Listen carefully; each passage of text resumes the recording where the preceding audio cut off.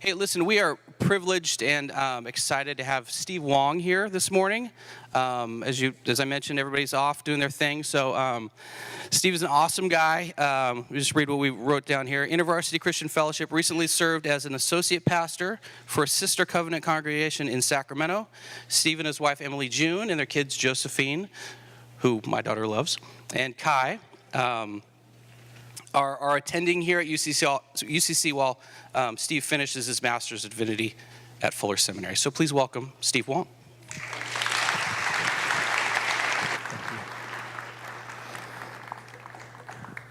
You know, Tony, I don't think you made a mistake. That last song was beautiful, wasn't it? Thank you, Leslie and Jenna, for leading us in that. In that song, we have the textures of life. All the things that we go through, ups and downs, the joys and the sorrows, are captured in a place where it points us to the most important reason of why we're coming here. Is that right? It's Jesus. Jesus is the one that makes life not just bearable, but a place where we can find life and joy. So I want to share with you this morning an experience that I had about 3 years ago, actually almost 3 years ago today, Memorial Day weekend 3 years ago. I had one of the most physically challenging and emotionally and mentally challenging experiences in my life. A good buddy of mine, he wanted to check off one of his bucket list items, and he wanted to climb Mount Shasta for his 40th birthday, and he invited me, and I'm like, of course. I like being outdoors. I like to do stuff. I feel like I'm an active guy. So, of course, I jumped at this. This is my best bud. I wanted to go with him. Now, little did I fully realize that I should have thought about this situation before I said yes. I just want to show you a quick picture. This is Mount Shasta, and that is where I grew up, in Singapore. Mount Shasta is 14,180 feet. Singapore, sea level. Mount Shasta sometimes is 35 degrees Fahrenheit on a good day, and it dips in the cold. Singapore is a steady 90 degrees and humid. You're like walking through a constant warm fog. It's like the earth giving you a nice big sweaty hug. Now, of course, in Shasta, you're climbing up rocks and it's granite. Singapore is an island of sand and clay. Of course I was ready. What could go wrong? Really? It was going to be great. So my friend, of course, in his infinite wisdom, decided, hey, you know what? Since we're two guys that's never really climbed a mountain before, why don't we invite a friend who's done this many, many, many times and even has taken high school students up there. Let's throw his picture up. You might know him. It's Alex Wright, our high school pastor. He has done this. And Alex, for those of you that don't know, he's like a walking encyclopedia, all right? And for those of you that are millennials, he's like a walking Wikipedia. And for those that are younger than that, he's kind of like a walking Alexa. You know, he's just kind of like, he has all the answers. And if you don't know and you're too lazy to Google it, then you can ask him and he'll tell you. And if you didn't know, 2 seconds later, he'll probably figure it out and tell you. And then he's logged it into his computer brain for further questions. So we would ask him, hey, Alex, how cold is it going to get? Hey, Alex, do we need extra socks? Hey, Alex, are we going to be back by lunchtime? Hey, Alex, will we make this out alive? And to say the least, more than I realized, Alex was probably a lifesaver. Now, the trip was amazing. Shasta was beautiful.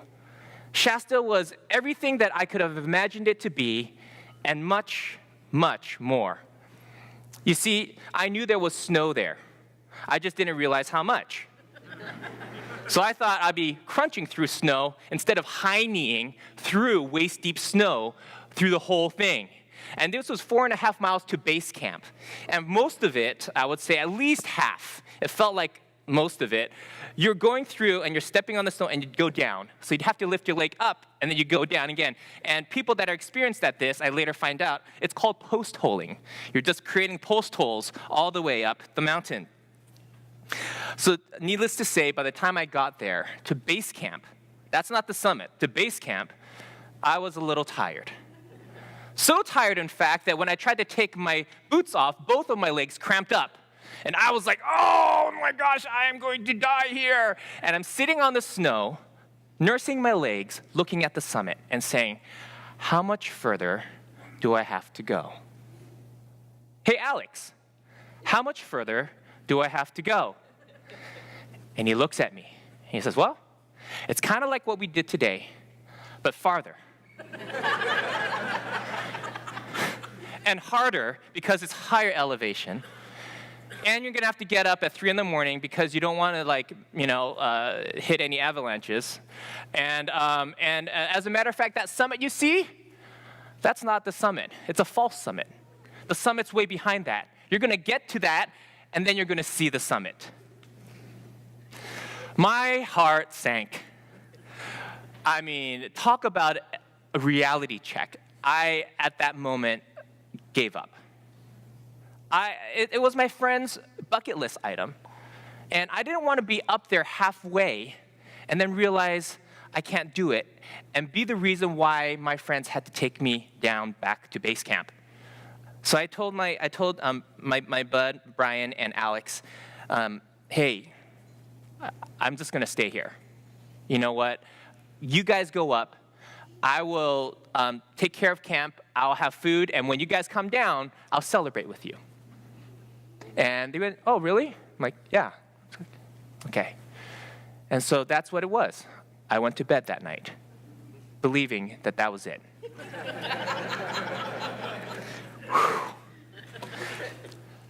You know the problem with summits? And I'm not even talking about mountain summits. I'm talking about the summits that we encounter in our own lives, the good ones even, the ones that we think, hey, if we make it up there, we're going to get whatever we've been looking for. When we get up to that thing, we're going to be fully satisfied. You know, it's those moments where you can say, I can now die and go to heaven. Those summits, right? If I only fill in the blank.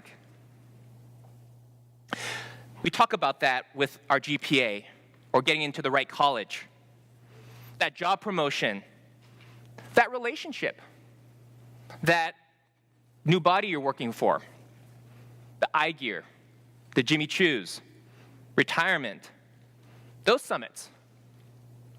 Half the time, we don't even make it up them because we don't have the resources or we don't have, because of unforeseen circumstances or simply because we give up.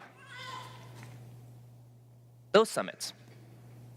And the other half of the time, when you make it up to those summits, they turn out to be false ones, right?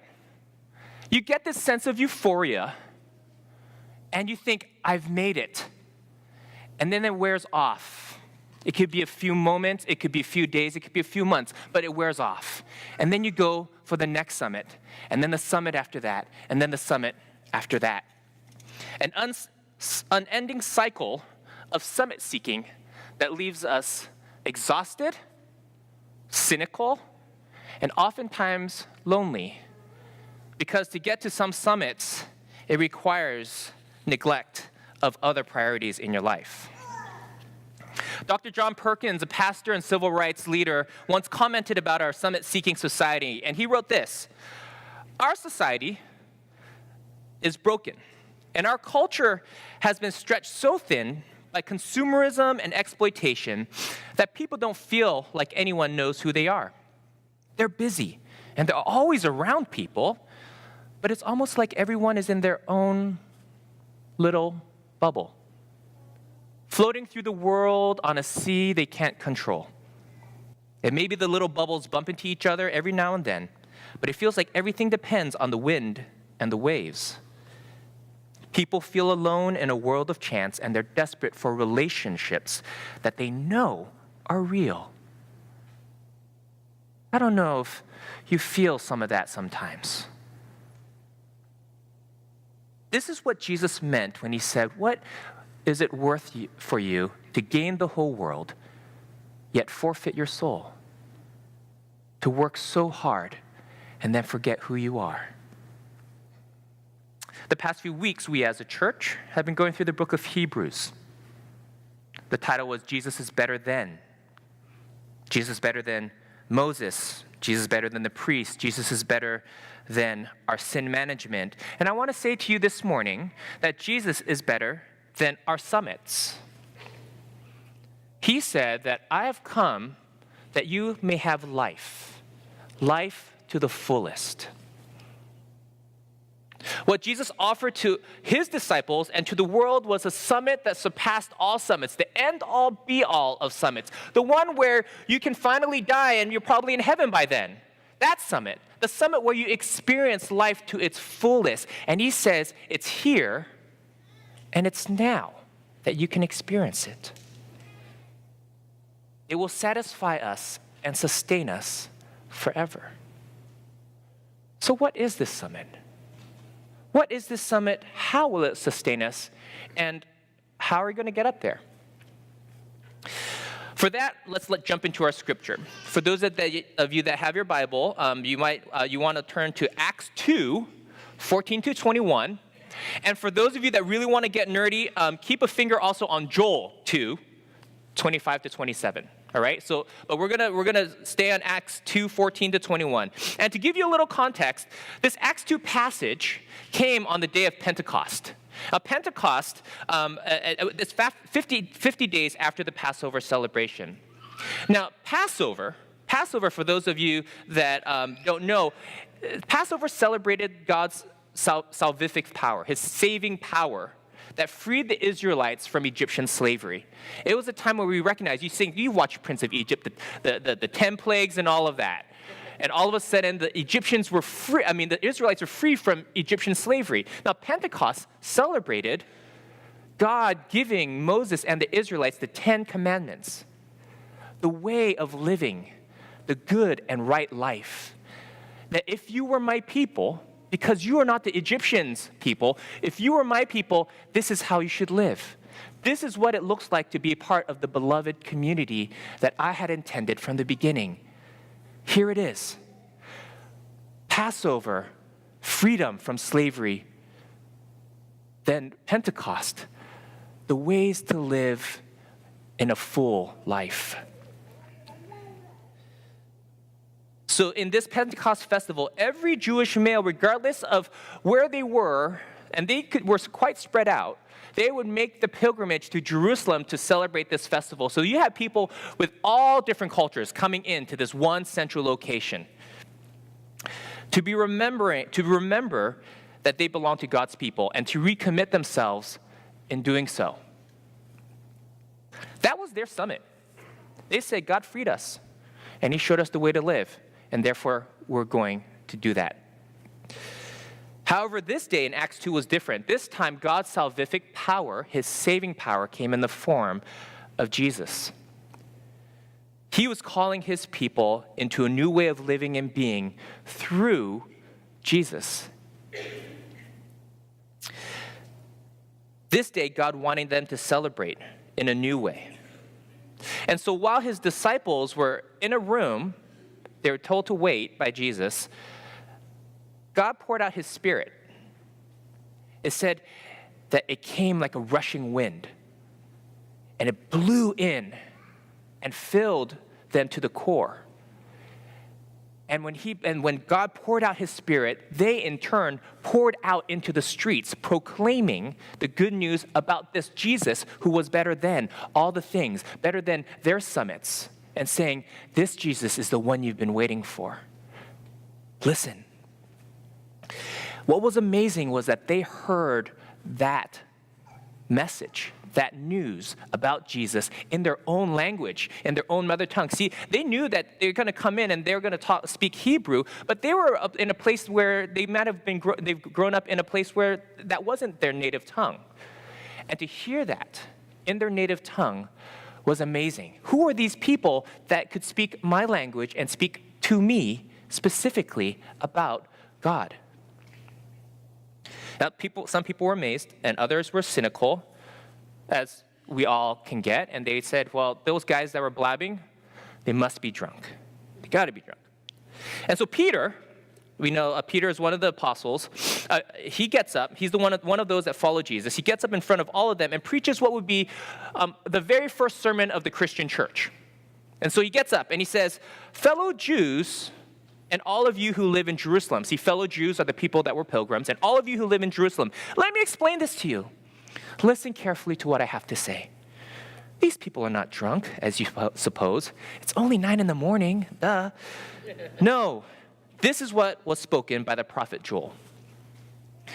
In the last days, God says, I will pour out my Spirit on all people. Your sons and your daughters will prophesy. Your young men will see visions. Your old men will dream dreams. And even on my servants, both men and women, I will pour out my Spirit in those days, and they will prophesy. I will show wonders